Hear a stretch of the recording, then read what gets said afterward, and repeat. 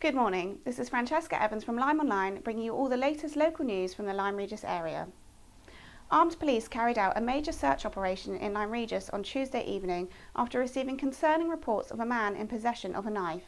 The search centred around the Charmouth Road area and cliffs to the east of the town and involved firearms officers, a police helicopter and coastguards. Lyme Regis lifeboat crew were also put on standby but did not launch. One eyewitness said they saw armed police officers run through fields below Spittals, and another said they saw the man attempting to hide under a van parked in Charmouth Road car park before running down the steps from the car park towards the seafront. Police eventually arrested the man after a 2-hour search on suspicion of possessing a knife blade or sharp-pointed article in a public place. He is currently assisting police with inquiries. Dorset Council said there will be difficult decisions ahead as it revealed the financial impact of the coronavirus pandemic has reached £60 million. The government urged councils across the country to do whatever it takes to support residents and businesses through the pandemic and has helped Dorset Council with 2 rounds of funding totalling £21 million. But the impact of the COVID-19 outbreak on Dorset Council's finances has been described as very significant, totalling £60 million.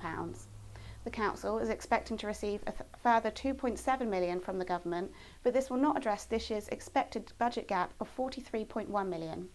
Instead, the council will have to cover the funding gap through its own reserves, including money that has been earmarked for other services or projects.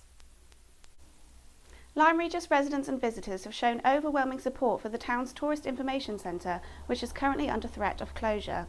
Dorset Council recently held a public consultation on the future of the service and released the results this week. A total of 1,128 people responded to the consultation, with 95% disagreeing or strongly disagreeing with the Council's preferred option to close the Tourist Information Centre and no longer provide a face-to-face service.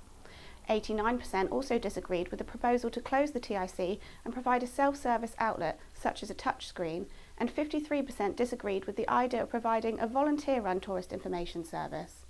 The current Tourist Information Centre is costing Dorset Council £87,000 a year to fund, and their lease at Guildhall Cottage, owned by Lyme Regis Town Council, has been terminated as the Town Council intends to expand its offices. Lyme Regis has been ranked the 21st top seaside town in the UK, according to a new survey by consumer magazine Which. The poll, which surveyed 3,700 people, named St Mawes in Cornwall as the top seaside town, with Dartmouth and Southwold in Suffolk in 2nd and 3rd places respectively. Lyme Regis was placed 21st out of 105 towns, receiving an overall score of 77%. It was marked 4 out of 5 for its beaches, attractions and value for money, 5 out of 5 for scenery and 3 out of 5 for peace and quiet. Twinning links between Lyme Regis and Bermuda were celebrated this week despite coronavirus putting a stop to the usual events.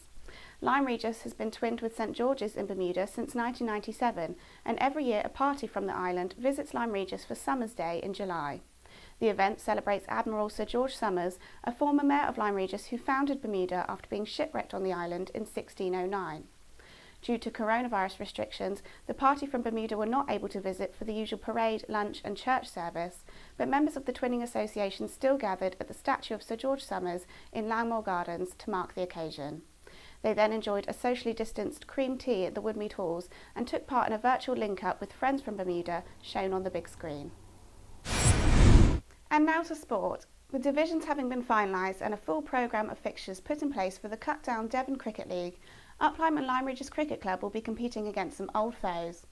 The club will be playing against 3 local rivals in the E East 3 division, Axminster Town, Honiton and Ottery St Mary Seconds. 132 teams have been arranged into 30 divisions, and we play each other home and away in a 6-match programme running up until August 29th, followed by knockout stages to decide the league winners. Uplyme will start their mini-league matches with a home 40-over game against Ottery Seconds tomorrow, starting at 1:30 p.m. Uplyme is currently fielding one of its strongest teams for some years, and after a successful pre-season matches are considered to be in with an excellent chance of reaching the knockout stages in September. Over at the day before, Lyme Regis Football Club is preparing for the start of the new season by widening the pitch and installing a new drainage system.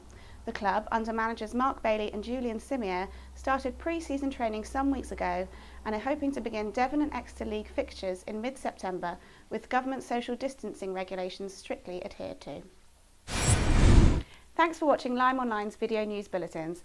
You can catch up with all the latest news throughout the week on the LymeOnline website. In the meantime, have a great weekend.